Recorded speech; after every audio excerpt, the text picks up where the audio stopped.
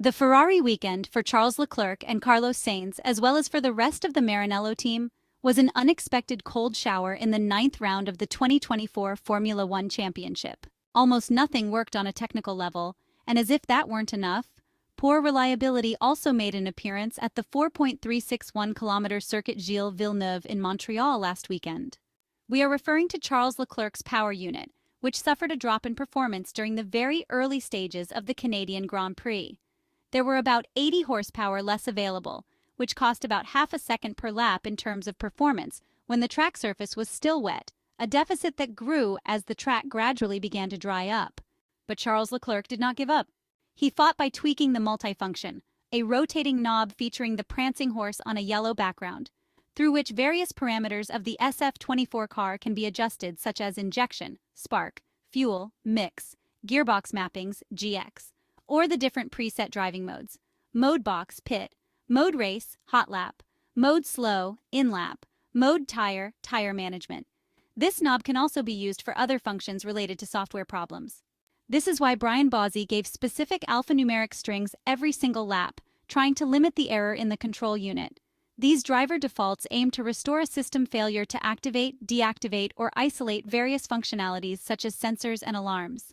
All this indeed to find a reset point and allow the various components of the single-seater to function correctly.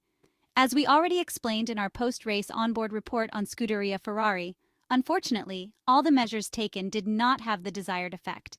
This is why during the unfortunate pit stop to fit the hard tires when the track was still too wet, the Monegasque driver performed what is known as a power cycle, a true reset to begin the usual engine start procedure from scratch, namely to fire the engine, turbo engagement, pit limiter off, bite point, all with the goal of hoping to erase the system failure and be able to fully exploit the engine power.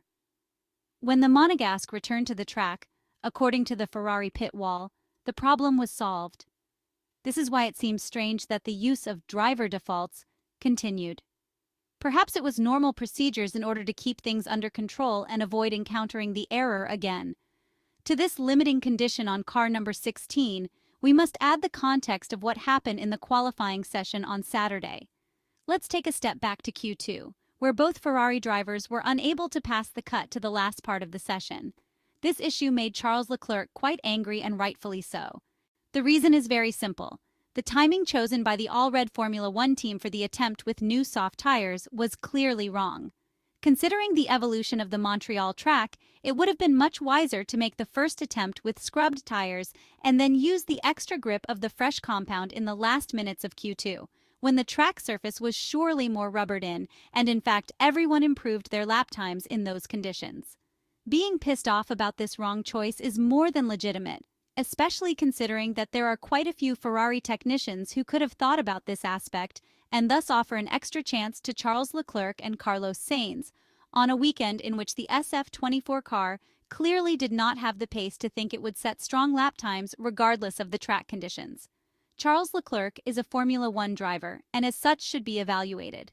It is more than fair to comment on his actions, whether good or bad, while also always trying to maintain a certain objectivity which, especially in his case, often isn't present.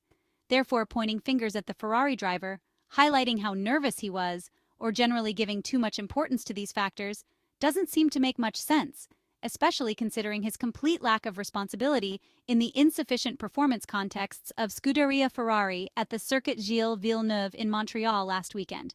Turning the Monegasque driver into a subject for psychoanalytic analysis every time he puts on his helmet and gets on track is a serious mistake that should not be made.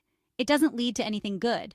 On the contrary, it can be harmful because newspapers, magazines, and websites that talk about Ferrari, as well as opinions written on social media, much more often than one might think, come to the attention of Formula One drivers.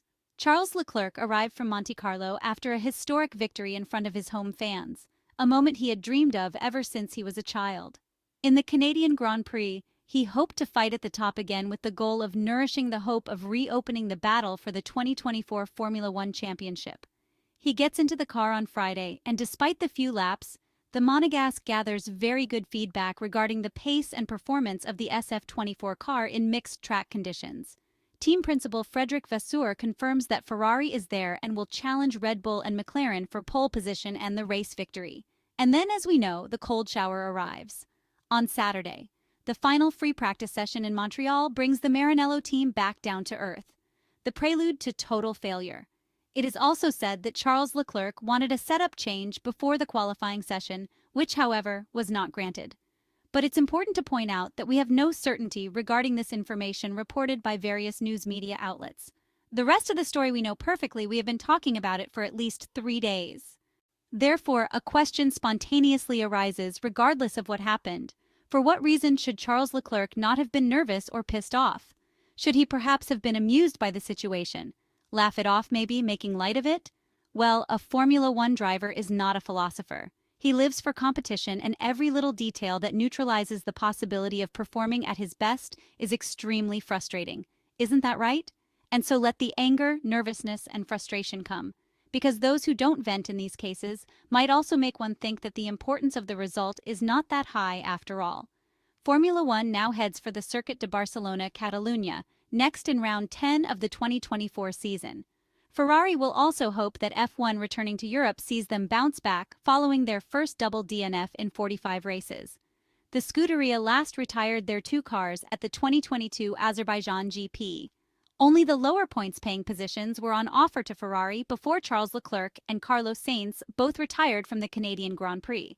But the Monegasque believes the Scuderia will be in the mix beside McLaren and Mercedes at the Spanish Grand Prix, although the circuit should suit Red Bull the most. The Austrian side endured their own race to forget at the Monaco Grand Prix, with Max Verstappen only able to claim P6. Sergio Perez also crashed with Haas racer Kevin Magnussen on the opening lap in Monte Carlo, having qualified in P16. Red Bull struggled with the curbs in the Principality. The Circuit Gilles-Villeneuve suited Red Bull more than the streets of Monaco, but the Circuit de Barcelona Catalunya in Spain should play into the Dutchman's hands even more, as Charles Leclerc expects. Red Bull with Verstappen have won the past 2 editions of the F1 Spanish Grand Prix comfortably.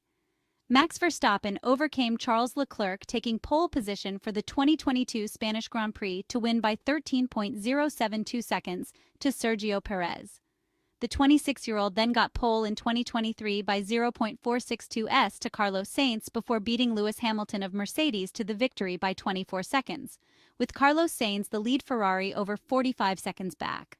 Hopefully, the Italian side will be able to at least reduce the huge gap seen last year at the Circuit de Barcelona Catalunya compared to rivals Red Bull, on a racetrack that usually reveals the true overall potential of F1 cars given its layout and characteristics. Charles Leclerc also pointed this out after the Canadian Grand Prix and felt Red Bull's strength would be more apparent on a track like Barcelona. However, he added that they would have to wait and see. Additionally, the Monegasque believed that the competition behind Red Bull would be very close, and Ferrari has the clear target of getting back in front of Mercedes and McLaren.